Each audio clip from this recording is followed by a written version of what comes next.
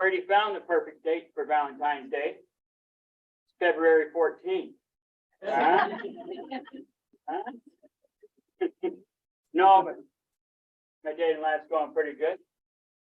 You know, I get action almost every day. You know, I mean, it almost happened on Monday, then almost again on Tuesday, then almost again on Wednesday. No, but I've done some dating in my time. One time I dated a meteorologist, which was cool. So I also like to eat meat also.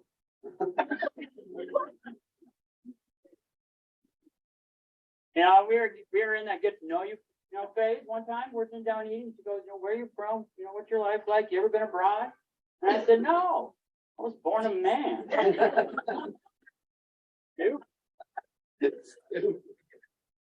And she, you know, and she did have a lazy eye, which I actually didn't mind, but it still didn't work. She was seeing some other guy on the side.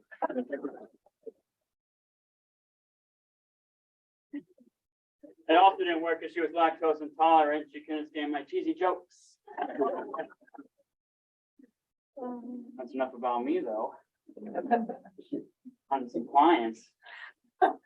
Yeah, there's this thing that happens called, you know, I call rehab romance, you know, and I get it, you know, early recovery, emotions and feelings are coming back, and you're surrounded by, you know, opposite of sex, and these things happen, and you start getting these feelings, you know, and you guys know that feeling I'm talking about, that tingly feeling that happens, you know. Yeah, well, that's your common sense leaving your body. I'm going to give you some examples of these relationships that have occurred. Jordan. Yeah, he once dated a communist. He should have known, you know. He didn't see the red flags. Yeah. Fun fact about this communist date of his, she only had one leg and she worked at a brewery. Yeah, she was in charge of the hops.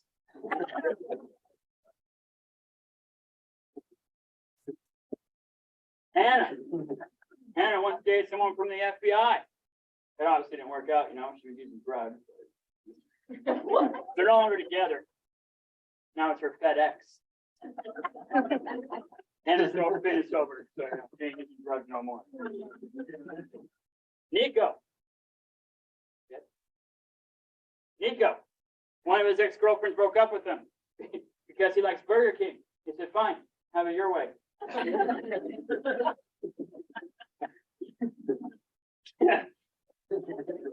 Cameron, one of his girlfriends dumped him because he was obsessed with rhyming.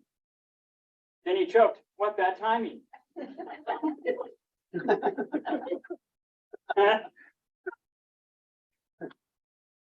Last one, Connor.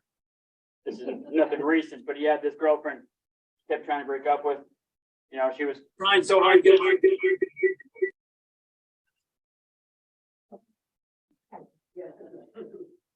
Connor had his girlfriend trying to get rid of. She came to him and bought him this little tiny plastic figurine to, you know, try to get back in his good graces.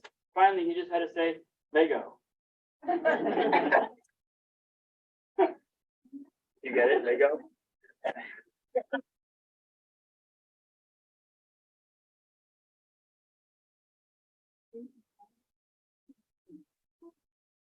Didn't suck that bad.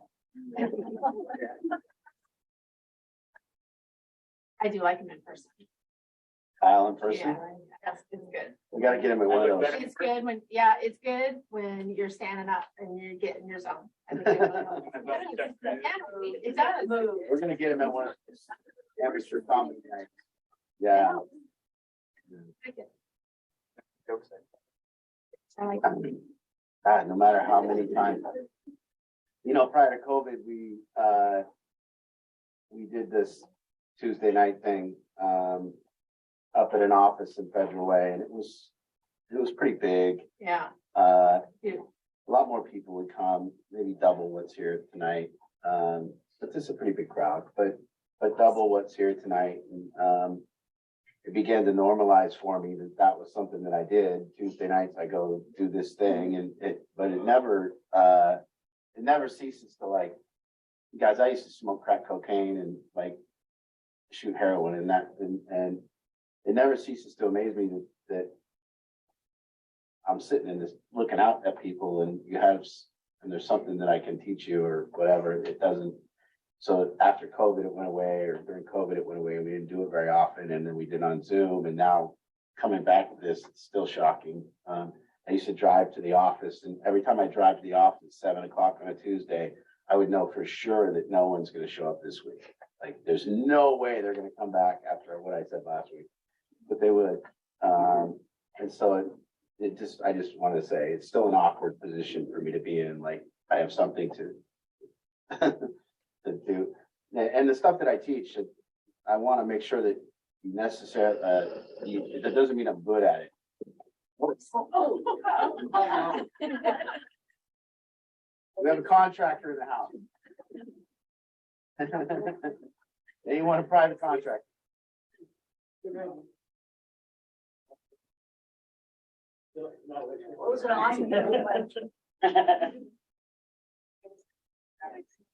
Just a temporary delay. Those of you at home. Technical difficulty. Technical difficulty. A lighting malfunction.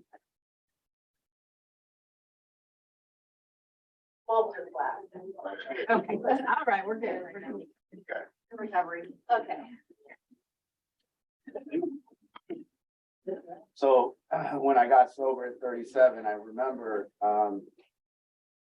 distinctly the feeling of powerlessness, and not the feeling of powerlessness because I was powerless to drugs. I was, in fact, powerless to drugs, but that was something that didn't equate to what I was feeling. What I felt at 37 years old was powerless to life. I felt like I didn't matter. And I was pretty irrelevant. I mean, I kind of messed up every relationship and hurt people. And there was 2 people on the planet that would let me be around. I think drug addiction was different than back then 11 years ago. I mean, these 2 people would let me around, and nobody else would. And I thought about it a lot today, and I know that if you're in my program or whatever, we see this, and what we see is different than what it used to be. It used to be, there's an enormous feeling of when I'm coming to get sober, there's an enormous feeling, there used to be, of, man, I've really screwed up. I have made some bad choices. I have made some bad, relationship choices, some bad choices with my body, some bad choices in how I live life. And I've kind of screwed myself here, and I'm in a bad spot. Nobody did this to me, but I did it to myself.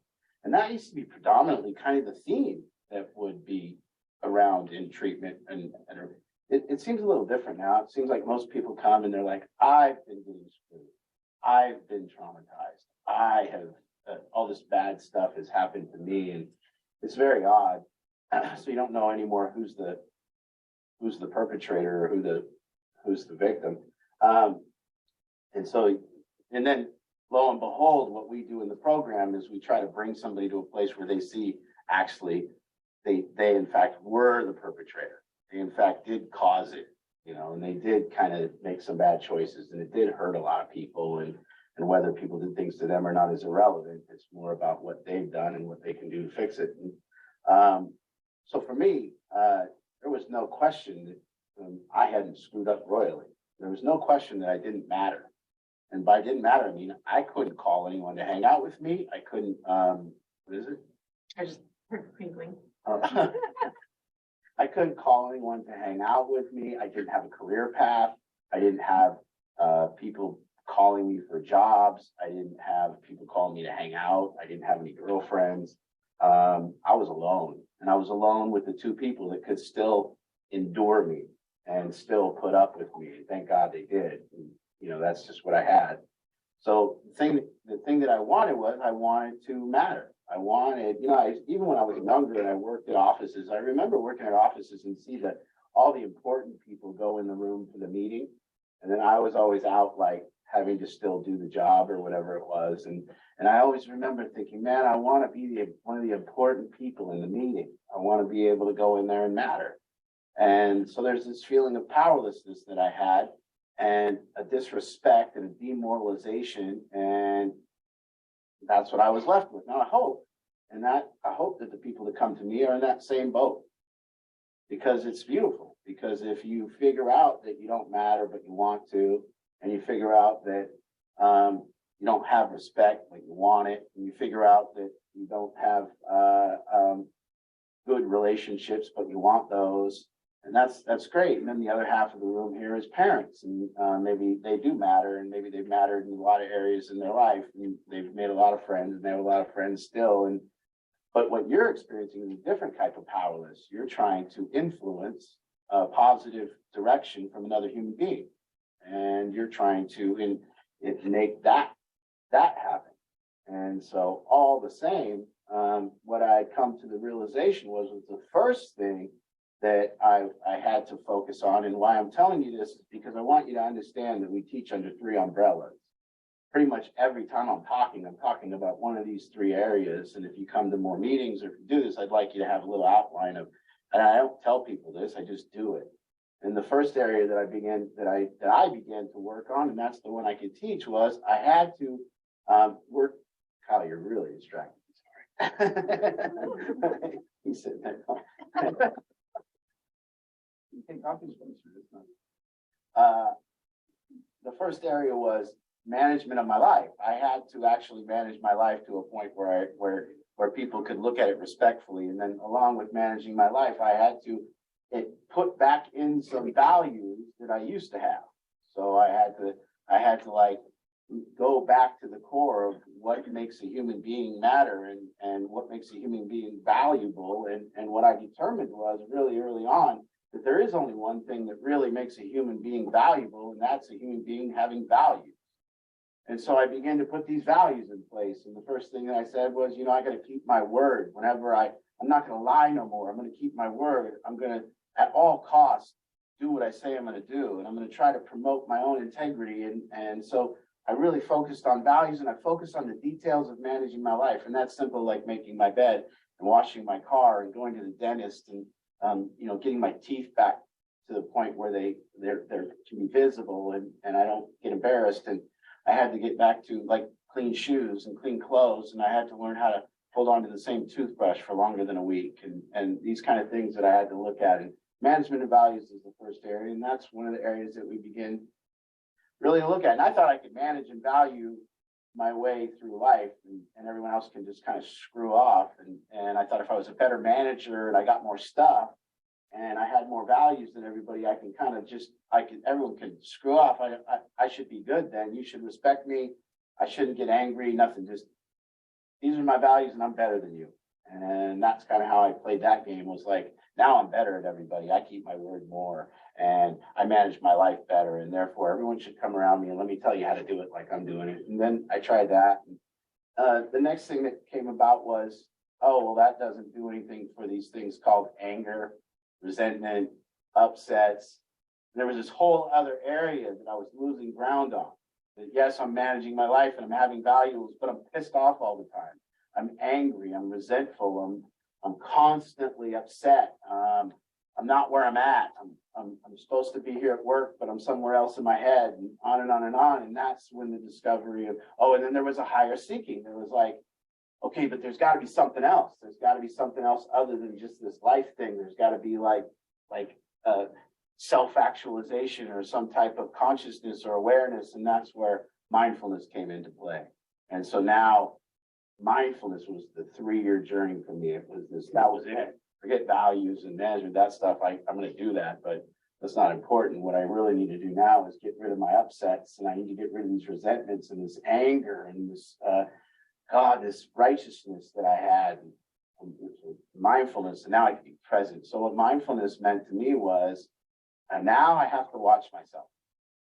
So now I have this area of life that I can observe me as a human being, and really what's the cause of my upsets and my insecurities, and why am I so frustrated, and all these kind of questions started coming up. And so boom, we have this whole now area of mindfulness. We can go up and down, and there's so many facets to it. So because now you want to have power with your kid, you want to make something happen, but guess what? You go in there and you say, hey, you do this, and then they go, no.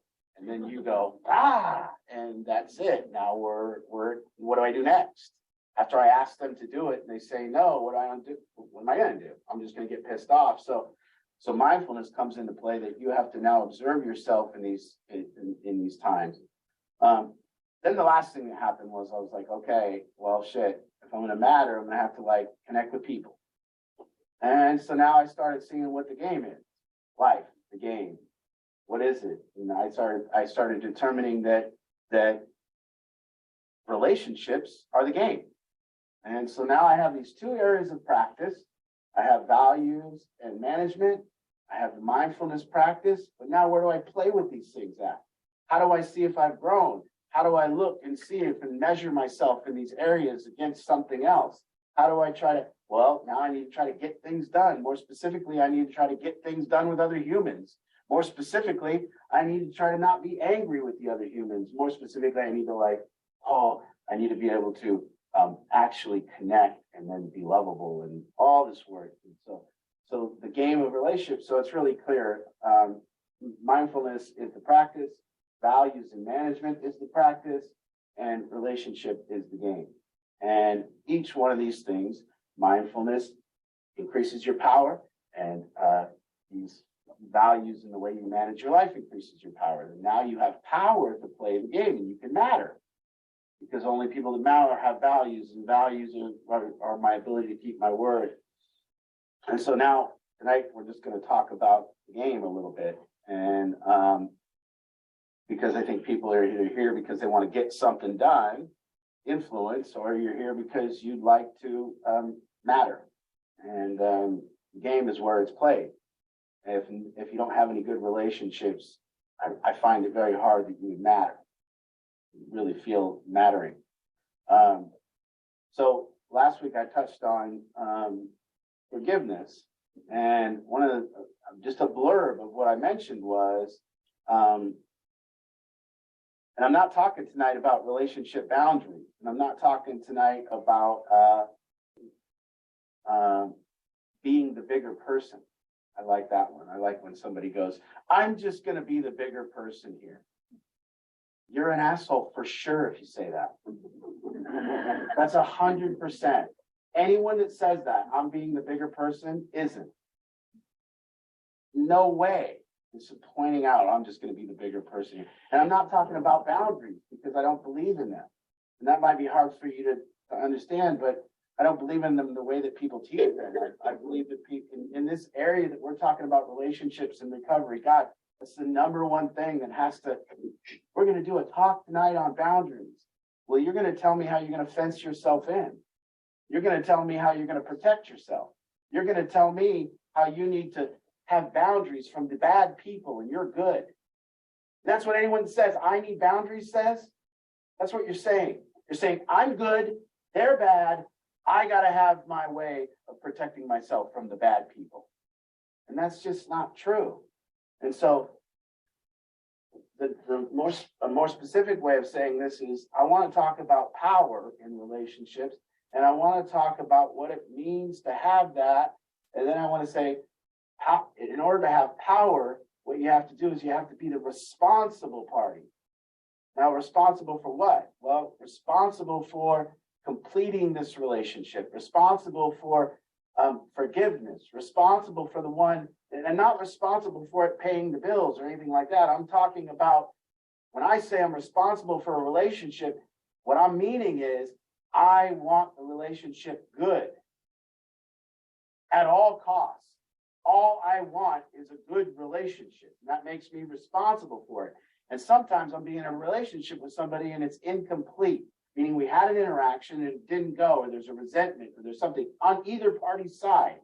I resent them, or they resent me, or whatever. Well, as the responsible party, I need to clear that up. I need to complete it because it's incomplete. And just kind of feel right now and look and think in your life about the relationships that you have that are incomplete, that something is unsaid, that there's a resentment, that something isn't right, that something prevents you from just interacting and feeling that moment, rather feeling the past when you're still in that relationship. So being responsible for the relationship doesn't mean you're the bigger person.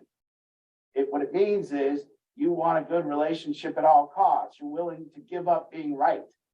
you're willing to give up. And now what that means is your point of view don't matter right now. And that's hard for people to understand. But to be the responsible party, you have to give up your point of view. Like, and what I use as an example is if you call Microsoft and you tell Microsoft that your PlayStation, or what do they make? Xbox, that your Xbox is damaged. And they now explain to you their point of view. They tell you how, well, they had a rough night and, you know, people didn't show up to work and on and on and on. You would end your relationship with Microsoft. You would go, I can't mess with these people anymore. But see, Microsoft wants the relationship to continue at all costs. So they don't explain their point of view. No matter what happened, why you got a bad Xbox is completely irrelevant. They don't get to have a point of view. They don't get to go, well, it's real tough making Xboxes. And, you know, sometimes we get them shipped and they get damaged. We don't give a shit. And we all know we don't give a shit. And if you go to the airlines and the airlines goes, hey, you know, you don't have a seat. We overbooked. We don't care about their point of view and why they overbooked. We just don't care. You screwed me. That's it. I don't need to care about this.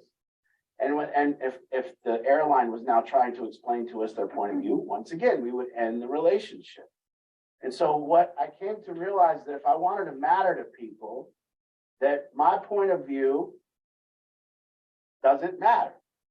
And I want questions on that because I know that might be hard for you to take, that I don't have any boundaries. I don't believe in them. I'm not saying I'm the bigger person. And I'm not saying that, that my point of view doesn't actually matter. It just doesn't matter to you. So there should be questions on that. But what it means is I've dropped off, or when I'm doing good in relationships, I've got out of the game of explaining why I'm right. Now, someday, hopefully, this person might see that I'm right, and I might absolutely be right. But my point of view doesn't matter. What matters is where they're at. What matters is, and then if my point of view happens to matter because maybe it's actually the right way to look at things because I'm happier, well, then my job would be first to see that this person's point of view matters first. And then maybe I could listen to everything they have to say and bring them and find where they're at and then bring them over to my more vast point of view. But in the game of relationships, I think that especially, oh man, you got a parent talking to an addict, explaining their point of view. You know, I don't think that matters, and that's when we get into a place where we can't fix the relationship and we can't complete the relationship. So I want to just have a discussion tonight, and I want to leave it debatable, but I want you to bring me your incomplete relationship or something that you're dealing in a relationship. Now, you also got to understand that I don't think we can grow without relationship, and that I don't generally believe in self-help or self-development. I believe in relationship work and evolution of a human being when they're doing relationship work. And I don't really believe in this idea that we can change ourselves and that we can just sit there and get better and then our relationships aren't getting better. I don't see the measurement system, and I don't see that some people go, yeah, man, my self-care is so good right now, and my self-development is so good. And I'm like, well, but I'm getting a divorce, you know, or whatever it is. And I don't know if that's true, you know. So to tell you all you shouldn't have boundaries, to tell you all that I don't believe in them, and to tell you all that your point of view don't matter might be tough to take. So I want to talk about what that means. And you don't understand, it's fine. It's just that we're not, again, point of views. So really, people don't even talk about it enough. Relationship is about point of views colliding. And then it's about how we negotiate to this same area and we can see life from, or how we agree and how we can, how we disagree, but that's a dicey one. So we're in a war. Yes, Bob. Okay, tell me if I've heard you right. Yes. What we can learn is perhaps ways of helping the addict in our life themselves connect better with the things you said you're trying to get them to do if they come in your program. Mm-hmm. Not, less about us, but try to have conversations that get them to open up about what they want or how they view. Well, you the first thing is, if I'm going to help another human being, the first prerequisite might have to be total understanding of that other human being. And if we're still in a place in our life where we want to help another human being, but on this hand, we're talking about how we don't understand that human being and how could they do this and how could they do that and why would they do this and how come they're doing that, you have zero shot. And so you hear a lot of people speaking with their hands. I don't know how they could do that. I don't know how they could just do this. How could they do this with their life? How could they just, I thought this was bottom, but this ain't bottom, they could go further. How could they do that? How? Well, you don't understand that. Because I'll show you how you can do it. Clearly. You think we don't understand? I mean, so the first part is, and to understand, I must see their point of view. And I'm not talking about that point of view being right. I'm not talking that point of view being healthy. I'm not saying it is. I'm saying yours doesn't matter. Theirs does. Because their point of view is their location. That's where they live. If you're going to help someone, you got to go where they live. A lot of times I can't help people because I don't understand them. I can't help anyone with an eating disorder. We do a lot of work, but people come with eating disorders, I can't help them. I have no clue why they do what they do. I don't try. But I think it's important to understand it's just a different level to gain power. What we're trying to do is we're trying to gain power. What we're trying to do is gain power by losing ourselves, by losing our point of view. You have to regain it because your point of view might be the only one that makes any sense. So it's mandatory that, see, it doesn't matter, but it needs to later. You see, if I can bring someone from their point of view and I can walk them over and then I can show them mine and they go, well, that's help. But I got to know where they're at first to walk there. So you see, and you can see the game of relationship. You can see two people. You can see what they're doing. What are they doing? Why are they arguing? They're arguing point of views and they just continue and neither party ever does anything but just try to get the other person to see theirs. And that's just a constant, it's like unbelievable that we as humans haven't evolved to the place where we don't know that doesn't work. Like how, and it's every fight, everything. No, my point of view, listen to my point of view, listen to my point of view, listen to my point of view, listen to my point of view. It's over and over. And that's always our first move. Can I clarify though, you are not speaking of someone that's in active addiction? Well, Because like Bob's case, I just can see that he's translating this into the position that he is at right now. Mm-hmm. You're not suggesting. yeah, but see, here's the deal with that. Here's the deal with that. You might have a person in active addiction. Yeah, but see, here's the deal. Whether you're dealing with a person in active addiction or not, if you're dealing with a person and they're in active addiction, then there should only be one conversation. And they need treatment. Yeah. Yes. This But- is so important. But I also see people dealing with people in active addiction. And A, the conversation is not about treatment. And B, the conversation is about point of view.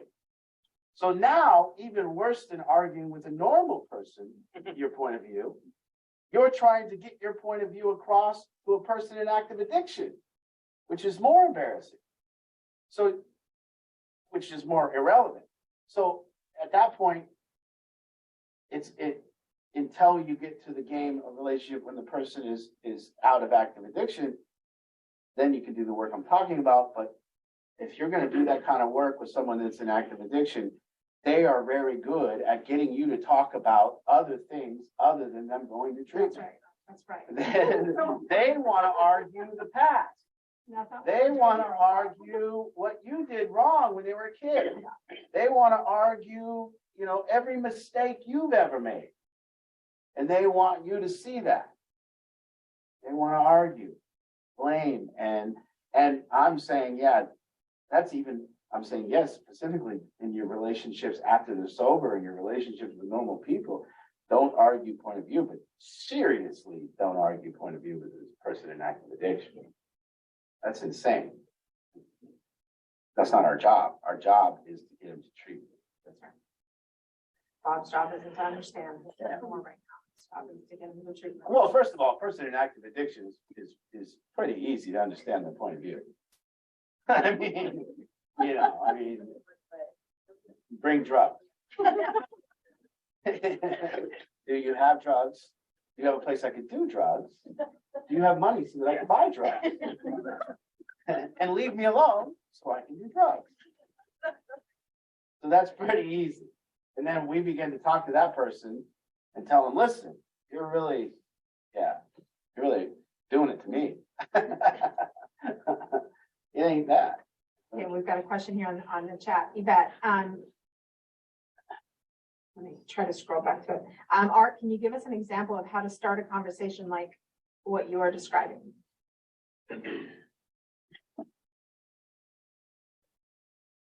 My friends, I went to a funeral Saturday for one of our first high school buddies. I know Bill understands this, but one of our first high school buddies died. 48 years old, and we're already starting to die off. One of our first friends, and so it was like a high school reunion. And these are people I really want to matter with, my old friends, and they lost a lot of respect for me when I did drugs, and they all got beach houses and all these kind of things, and I really wanted to make an impression, I guess, when we all went out to eat after. And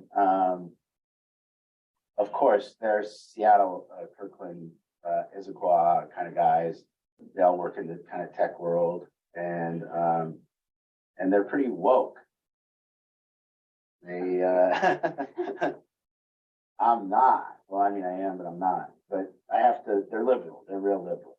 And I'm only not liberal specifically for the reasons that the homelessness and the drug addiction area, because of my work, it makes it tough for me to believe in those policies. But I don't really care that much about either side. But I'm out to lunch with them, and one of them said to me, Art, we know.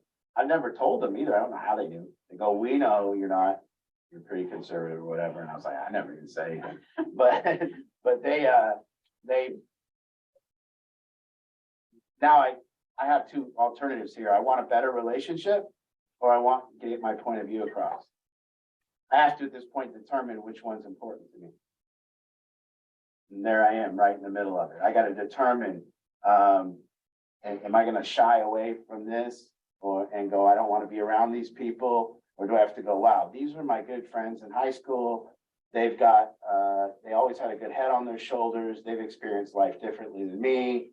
And they've got these different point of views. And I'm going to have to listen and understand them while leaving mine out, because what my goal is to get back in a relationship and connect with these people and make the relationship good.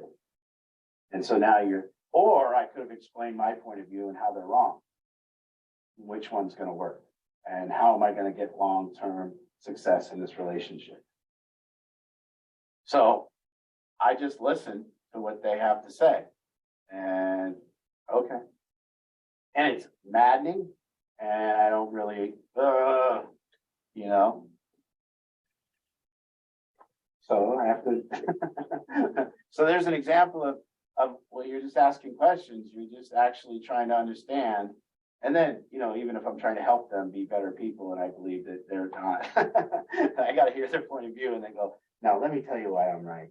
Bring you over here. But that will be way down the road. Yeah.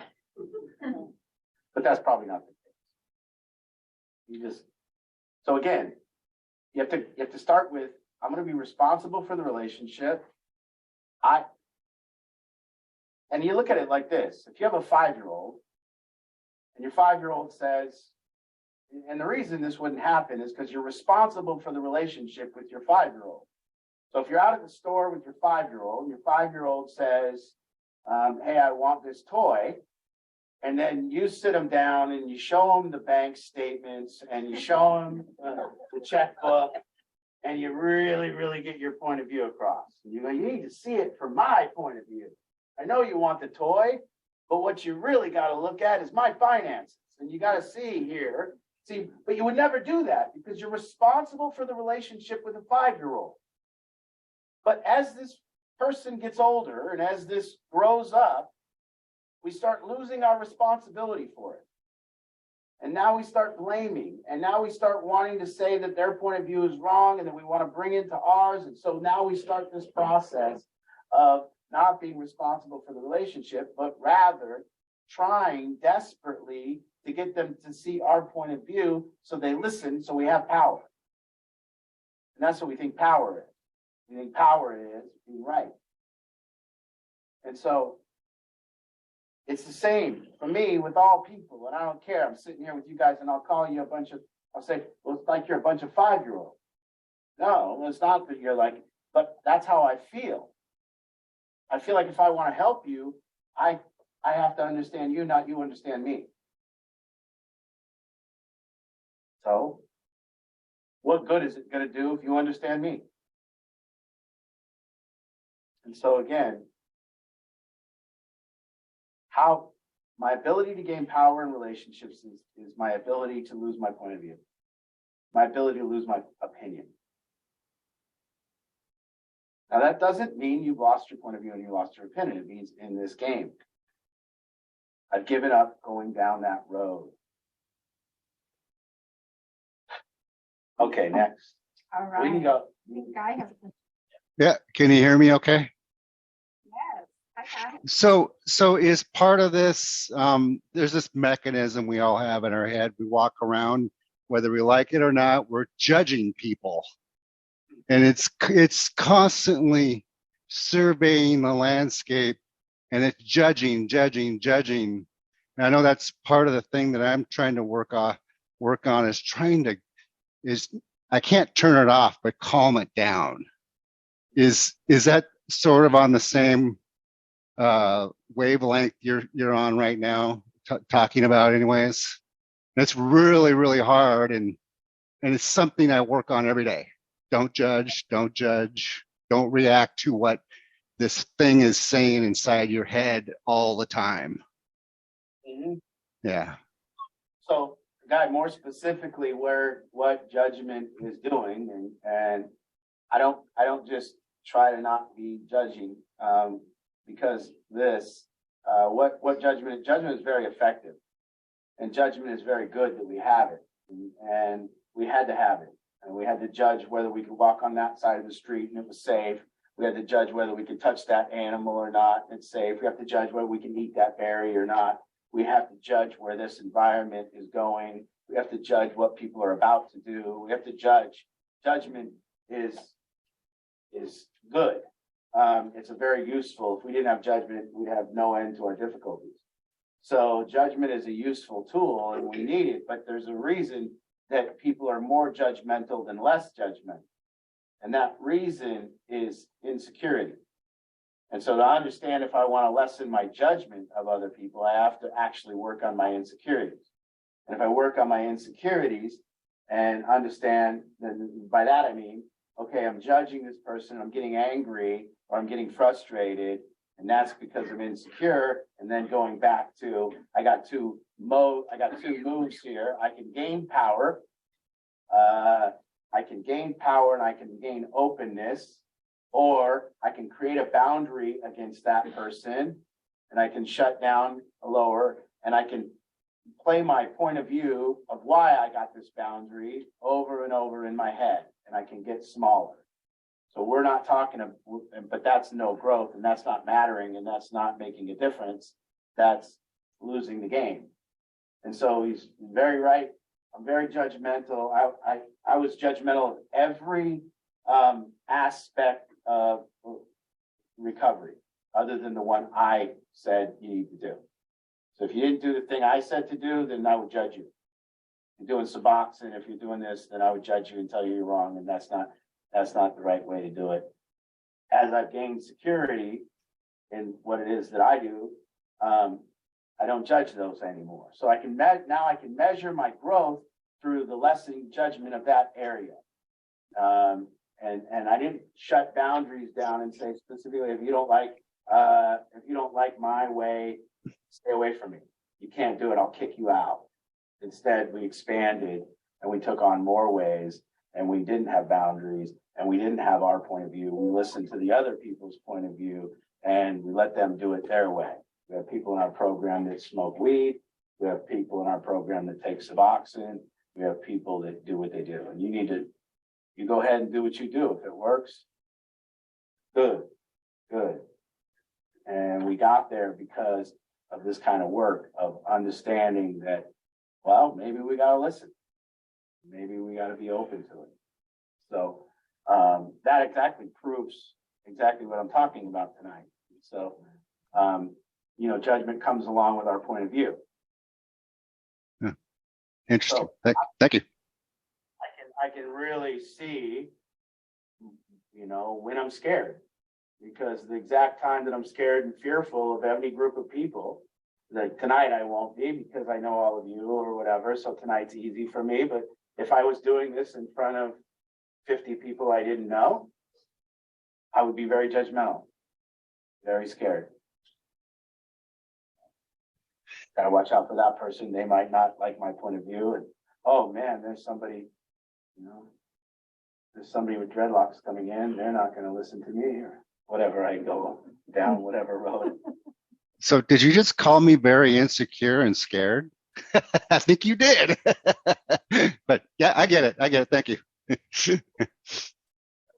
Thanks, guys.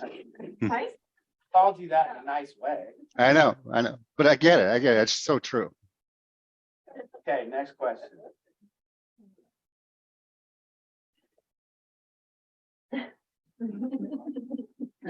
Sounds like human.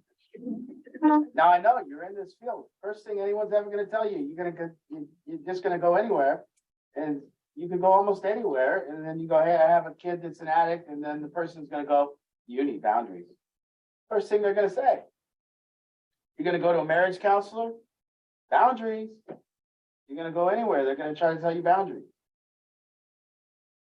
Yeah. So you're not an asshole anymore, Art. Yes. Yeah. So I remember last time when Kim and I came to the auction. I'm sorry. Auction? No, the counseling session. Okay. Yes. Coaching session. Kimmel and you came to coach. Yes. Yeah. You told me, or you were saying, Mm-hmm. you were coaching me, that I shouldn't talk to my son unless it's about treatment. Isn't that a boundary? Well, not in the way that they're saying it. It is. Well, I guess it is. Is that if that's what you want to call it? But I would say it's a strategy. I think there's a difference between a boundary and a strategy. Not me. If I was reporting to you that you shouldn't speak to your son, that was a strategy to get your son's love and attention coming back this way. So a lot of parents, I'll say, I believe this to be true. I think that all across the addiction world, you hear love is the opposite of addiction. And connection is the opposite of addiction. And then they throw that on us like, oh shit, I have an addict in my family. I must not have connected with them. I must not have loved them. And that's insane because you did. And so I do believe that love is the answer to addiction, but it's on the addict. The addict must become lovable. No one's going to love you when you're in your room doing drugs. And that used to be a good formula because an addict used to lose the love of the people around them. And lo and behold, at some point, that addict would wake up and go, wow, I need to get the love of my family back. At least it happened for me. It was very effective. Look what I'm doing to my family. I can't do this anymore. And that prompted me to change. But now, given everyone trying to love the addict while they're killing themselves and still talk to them and still help them and still bring them clean needles or whatever's going on, what's going to prompt the addict to seek that love if they're already getting it? If I can do dope and get love too, that's awesome. If I can do dope and still matter and affect everyone around me and have them all at my beck and call and dramatize my situation and play a victim, and I can call my mom at any time and she's up in air and she's going to do whatever I say.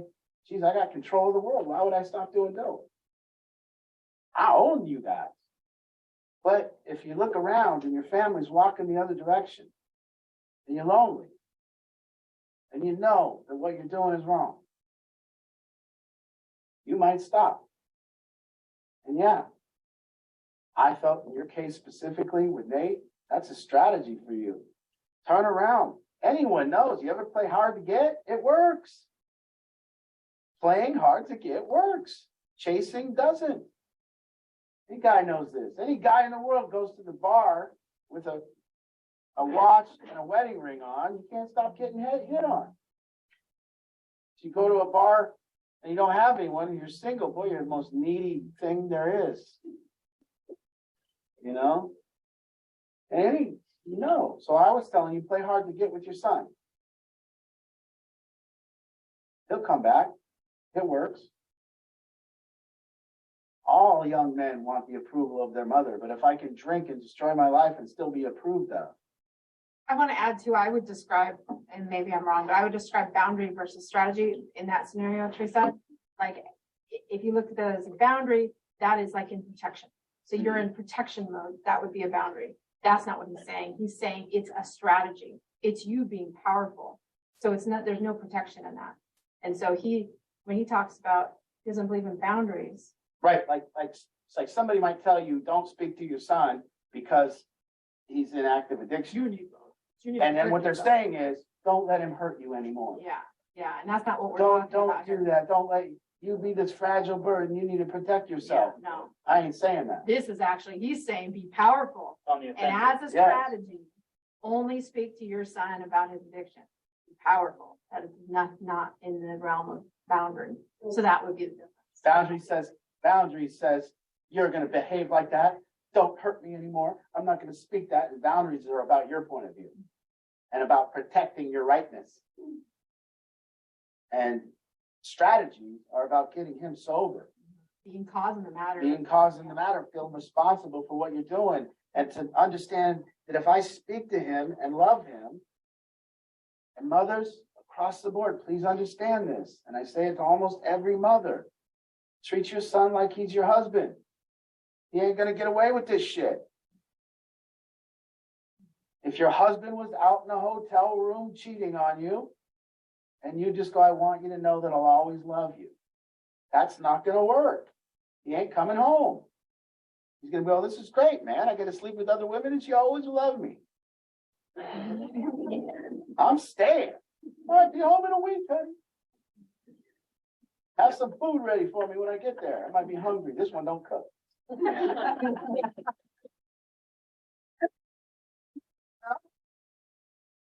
And I'm looking at the text. She loves me. Hey, come here. You love me too. But get your ass home or we're done. If you do love me, if your son loves you and you require him to love you, is he doing a good job of it? He's not even attempting to talk to me, and I'm not. Right. I'd call for a divorce. It doesn't feel good. Right. It feels very lonely, and He got that break glass if necessary. You're just the you're the extinguisher. If his life goes into crisis, he breaks the glass, pulls mom out, and uses her for how he wants to use it. That's hard. Yeah. I said he's using you, he's got you in his pocket. He knows it. You get to stay in the pocket until he needs you. And when he needs you, now it's time to talk. And the first thing she should say is treatment. Yeah. Yeah, listen, I told you, son. Our relationship is not going to be anything until you get sober. And that's all, that's not for everyone. Yeah. Okay. Listen, That's listen, important. we have people that a lot of times some addicts can take it all the way. When you got an addict that's taking it all the way and they live in a tent in Seattle, you don't have that same type of power anymore. You don't have that same type of influence. Now, at that point, you might try a different strategy. At that point, you might be like, because I never told you not to talk to Michaela. No, in fact, you told me to go. Yeah. So I gave her opposite advice. She had two different kids. strategies for two different kids. Yeah, Yeah. it's like the total opposite. Yeah, I never told her not to talk to Michaela. I said, go get her, have lunch with her love on her while she's getting high. Yeah, and that was the advice my dad went to. Yes. And it worked. She's got 4.5 years playing, Yeah. But yeah, that is so important. Like Cheryl's new tonight. So, and I don't know if anybody else is that I missed, but so important that you take anything in this room, never take it as if it's a one size fits all kind of advice, but it's not. And Art can coach Teresa because Art knows Teresa's case individually. So it's really important. A consultation is the way that we can help best, an initial consultation, and that's with mom and dad. And that's, you just schedule a consultation with us and we sit down. It's usually about an hour and a half or so. We just kind of get to know you. It's just kind of an initial starting point to kind of get to know your situation. It's just a start. So we can kind of identify kind of a first move. And then from there, families get plugged into our solution groups, our group coaching, and you're along for the ride and we're here with you along the way. So, In each case, in this relationship work, things show up in the relationship. They show up like a problem and they show up like a complaint. And it's always going to initially show up as a problem or a complaint, whatever difficulty you're having. And so if you have a complaint and it shows up like, well, my son doesn't talk to me, he doesn't even care, he whatever. Then the next thing that you want to do is you want to take that complaint and then really ask the right question. Why doesn't your son talk to you? Why doesn't he feel compelled to at least love his mother and respect her? Why? And that's the question you got to answer. So whatever in a relationship shows up like a complaint, we have to put that into a different way of being. We have to say, well, this is for my growth here. This complaint is for my growth. This is how I measure. So I feel responsible for this relationship. There's an incomplete in the relationship. There's a complaint in the relationship or a problem in the relationship. I need to solve this problem in the relationship because I'm the responsible party and I feel responsible for it. And so I can no longer say it in a way of a complaint or a problem. I have to say it in a way of a question. And when I say it in the way of a question, what I'm trying to do is see their point of view. And when I say it in the way of a complaint, what I'm trying to do is say my point of view. And again, I'm trying to help, so my point of view doesn't matter. So if you say it in a complaint, you go, oh, geez, my son just never talks to me. He doesn't know what it's like to be a mother. What the hell? And you're in that mode, no growth. But the moment you go, okay, why? Why doesn't my son oh, he's not showing me the level of respect that I deserve. Okay. He just doesn't respect me. Okay. I'm not powerful enough. Okay, well, what do I need to do? Well, I need to be more powerful. Okay, how? Okay, well, one of the ways that I'm going to have to be more powerful here is I'm going to have to look and see where I gain power. Well, I don't gain power when he goes in crisis mode and I save. I don't gain any power. I show him that I'm at his beck and call. And so now I need to take a look at this and go, what an opportunity for me to gain power if I can withstand the urge in the moment of crisis to save. And then the moment of crisis happens and you go, sorry, son. Can't help you. Unless you want treatment. Oh, he wakes up. I always tell this story because Noah Levine is one of my people that I listen to a lot. And for all parents, it's a good story.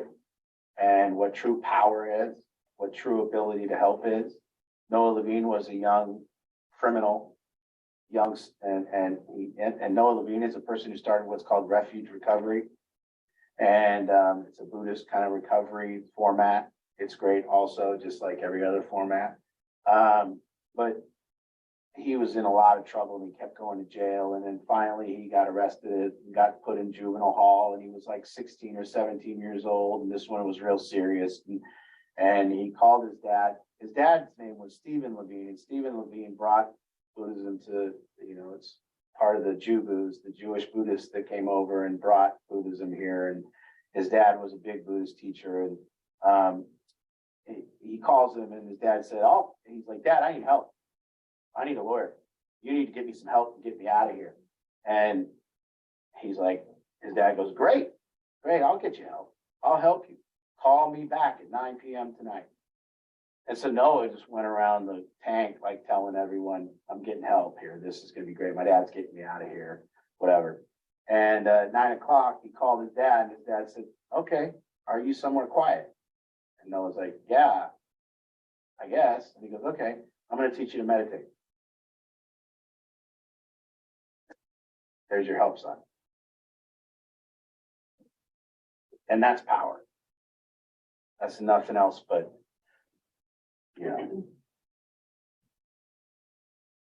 So everything we're doing is not a boundary. A boundary says I need to protect myself from you. I need to stop being hurt. A strategy says I'm coming to get you.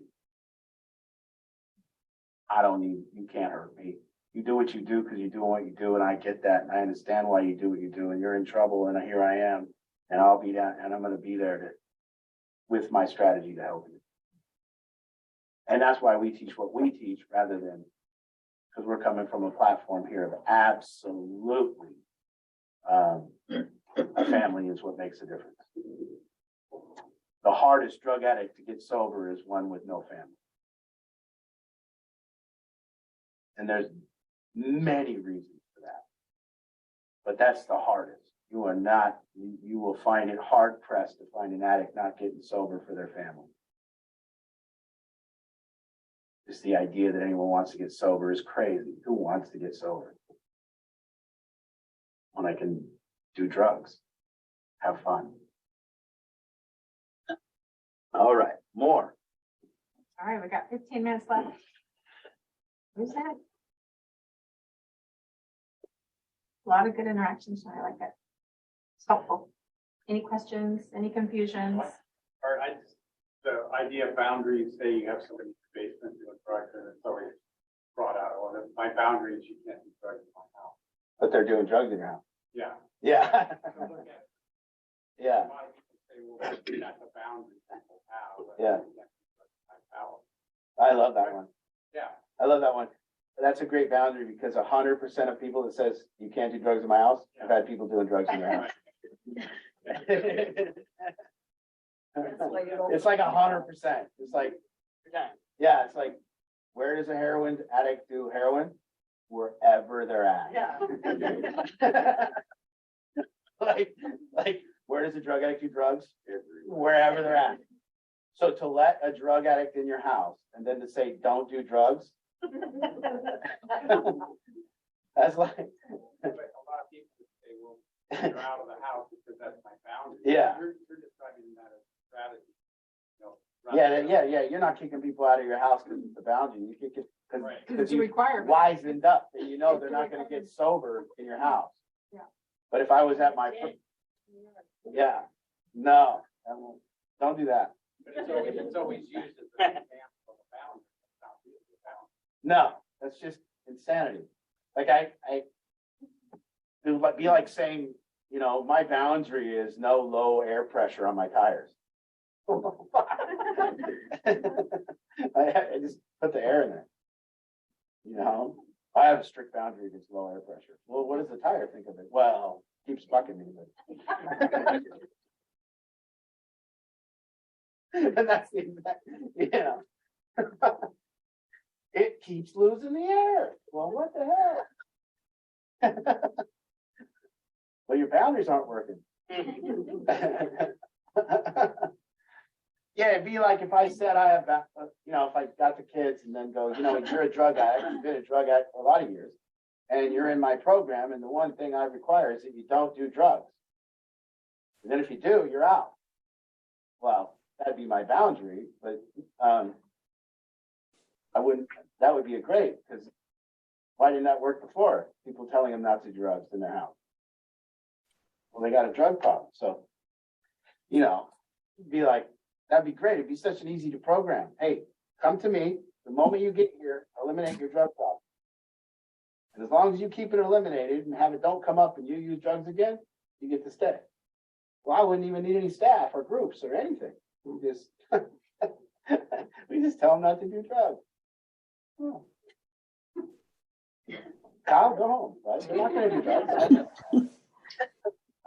But rather, we have 3 people on staff watching their every movements, monitoring if they go to the store. Staring outside the bathroom. Staring outside the bathroom. And lo and behold, these little rascals still get drugs in there.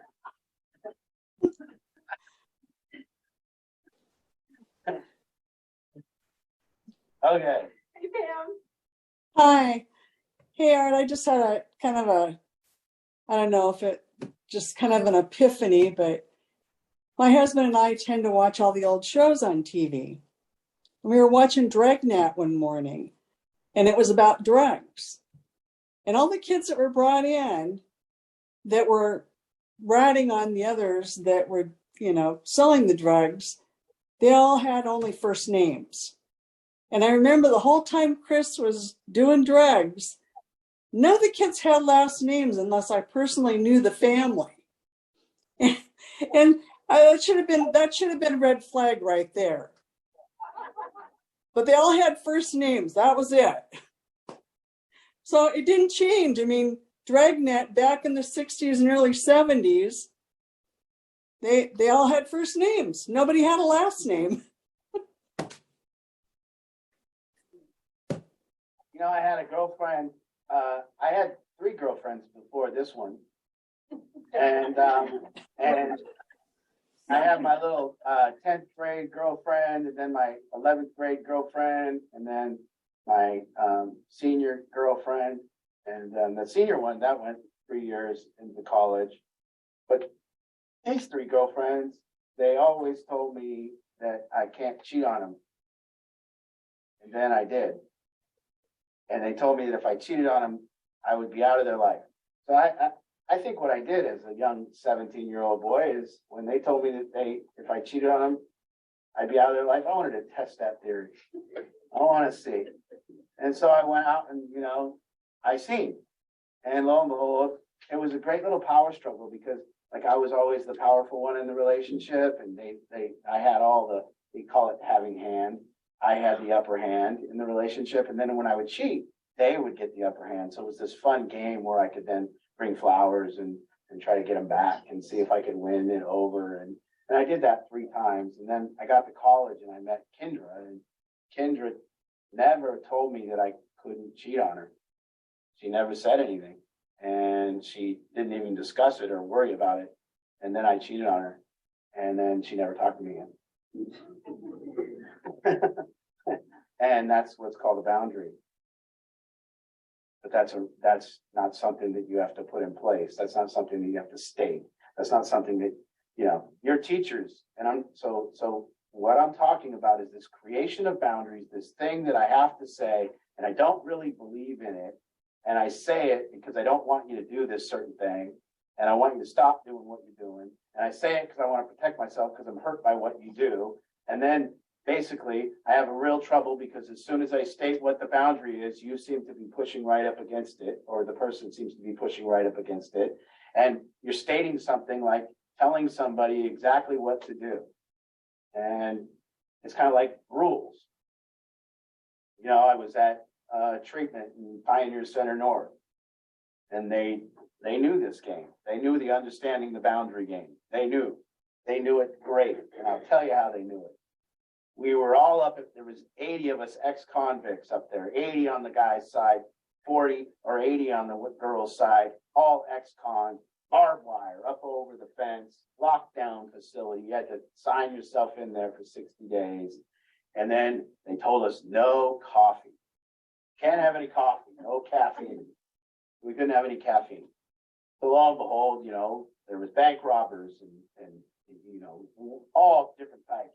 I say bank robber because this was specifically the guy that scaled the fence with the other people, put his coat over the fence, scaled the fence, walked a mile and a half to the mini mart and bought back the big can of Folgers. You know, and then he bagged it up and we had the market going and we were trading coffee for soup and hats for coffee and big trade, big, huge trade.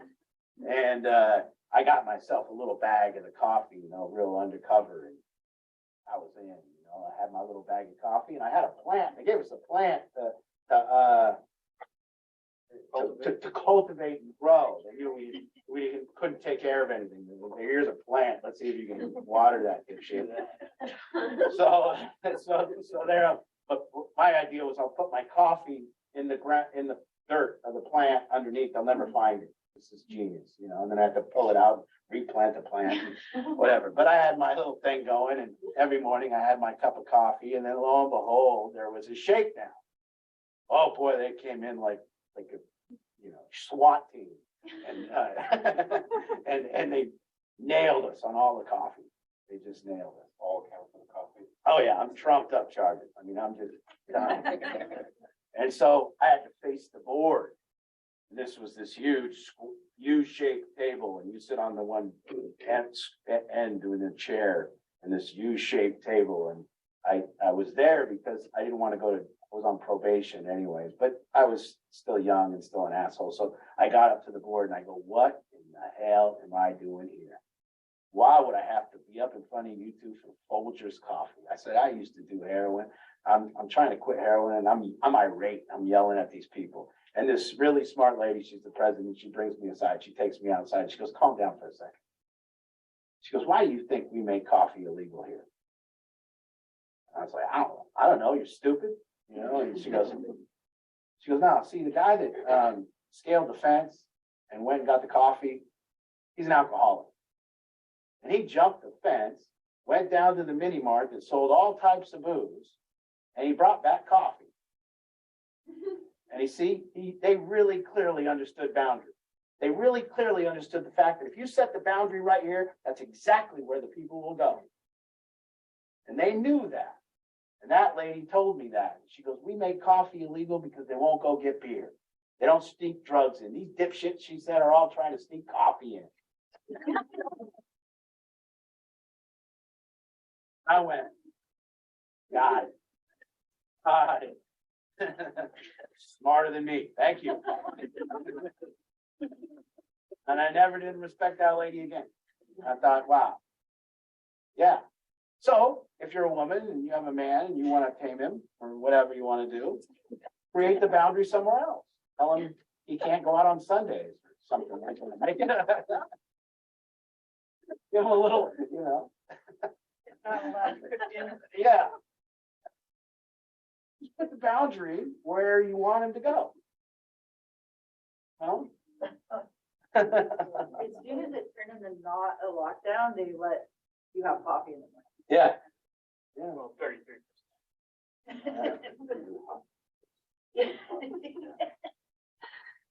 It's like I see people with their rule books.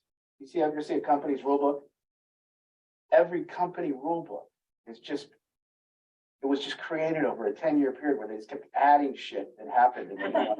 You know, and it's like, there's a rule for everything because somebody did something that crossed and it's like, I don't have a handbook or rule book, but I do know that if I give a handbook or rule book, that's exactly what they're going to use against me.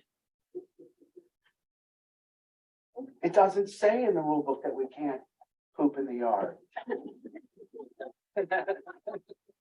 Oh shit, let's make a no poop in the yard. State legislature, right? Yeah, yeah. Yeah. Did you see the new one? No more free right turns they're trying to pass. They don't like they don't like us getting free rights. Really? They want to protect the bicyclists and the homeless. Yeah. So they want us to have no more free rights. Like right on red. No more right on red. No more right on red. And they're trying to pass it right now so that the homeless people, and they're trying to eliminate, they're also trying to take no more making jaywalking illegal. California passed it. Yeah, they want homeless people just to be able to cross wherever they want. I mean, it's too much work to have to go down to that crosswalk and cross. There's my liberal rant. I thought it was because too many pedestrians were getting hit. That's what they say. That's what they say. Well, All but it takes is one, right? how many normal people are pedestrians right now? I mean, you can't, you telling me you want to go walk downtown Seattle right now and be a pedestrian? Good luck. Tacoma, Auburn. Auburn's because. Try to take a walk downtown Auburn. I You don't like get to accosted, stay down I there. salute you. Yeah. Downtown Auburn, whoa. I just want to do a reminder, if anybody came in late, Mom's group tomorrow, if anybody needs the link, please join us. You can shoot me a message, I'll get you the link, 1 hour on Wednesday mornings. We'd love to have you ladies. And then, next week we are taking off Valentine's Day, so y'all go treat your honeys and, but we're taking next week off. And then we will be live again on March 7th for here, otherwise it's Zoom. So a reminder and things. Tomorrow? Okay. I was hoping that there would be a, more of a discussion or a disagreement. And if you, one thing that is the direct format of what we do here. What we do here is I say something crazy. People kind of listen and smile, and then they kind of look like they all agree with me. And then what you do is you get in your car and you discuss how I'm wrong. So please, on the way home, take the opportunity to discuss what you disagreed with. It's very effective. You know, you just drive home and you go, he's full of shit. You know, why I say that, I'd rather you set it here before your car. And I'm big enough to take it. And I've been disagreed with a lot. It's fine. Because I'm not here saying that it's right. I'm just here giving you possibility. I'm here saying, maybe look at it like this, but also, this is the format. So usually we don't say look at it like this. We look at it like you're looking at it. So again, I want you just to remember this thing, point of view. And I want you to create this distinction of understanding when you're arguing what you're doing. And when you're not responsible for a relationship, meaning you rather get your point of view to be the right one and have a good relationship, just know that you're losing power. Know that you're losing ground. And again, you're here to influence and gain ground if you're a family. And if you're here and you're starting your life over in recovery, I hope that you are trying to gain power and matter in this world and make a difference and leave yourself out there on the floor and give everything you got. For me, what I always say is, whatever I do, there's just going to be an art-sized hole in the wall. And when I'm done, I'm going to be left out on the floor, a bag of nothing. And so to do that, I have to be as powerful as I can be, and I can't shrink. Boundaries make me shrink, and my point of view makes me shrink. And so when I give those things up, I'm free to float and help and be, and I can just move around without being tethered But when I'm tethered to my point of view and tethered and fenced in by my boundaries, I can't help. And I hope that we're all here to help and make a difference and matter. So thank you for coming. Thanks, everybody. Join us for group coaching tomorrow if you can. Moms and dads, if anybody wants to register, let me know. Good night, everybody. Thanks for joining us. We'll see you next time. Good night, good night.